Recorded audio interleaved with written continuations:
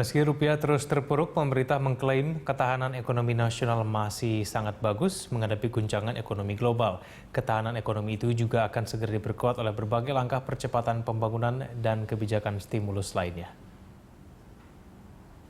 Pemerintah terus berupaya meyakinkan pasar tentang ketahanan ekonomi Indonesia menghadapi gejolak ekonomi global. Menurut Menteri Keuangan Bambang Brojonegoro, kondisi ekonomi seperti saat ini sebenarnya merupakan siklus bisnis biasa. Namun terasa berat karena tidak diantisipasi dengan baik. Akibatnya pemerintahan Jokowi JK harus bekerja ekstra keras untuk memulihkannya. Menurut Bambang, pemerintah telah mengantisipasi dampak perlambatan ekonomi global dengan berbagai program.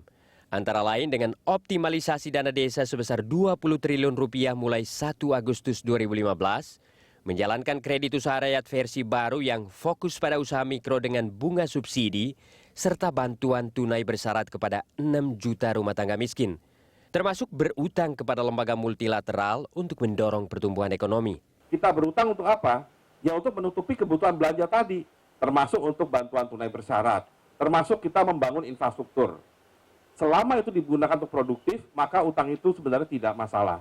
Apalagi kalau utangnya dari badan yang multilateral seperti World Bank, ADB, karena biasanya tingkat bunganya rendah, persyaratannya juga ringan, ada grace period misalkan. Keyakinan terhadap ketahanan ekonomi Indonesia juga diungkapkan Dirut Bank Mandiri Budi Gunadi Sadikin dan Dirut Bursa Efek Indonesia Tito Sulistyo. Menurut Budi dan Tito, gejolak ekonomi saat ini jauh lebih ringan dibanding krisis 1998 dan 2008.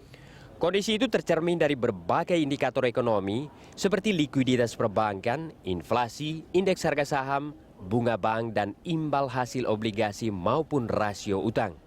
Tahun 98, 70% rugi, 70% perusahaan yang listed rugi.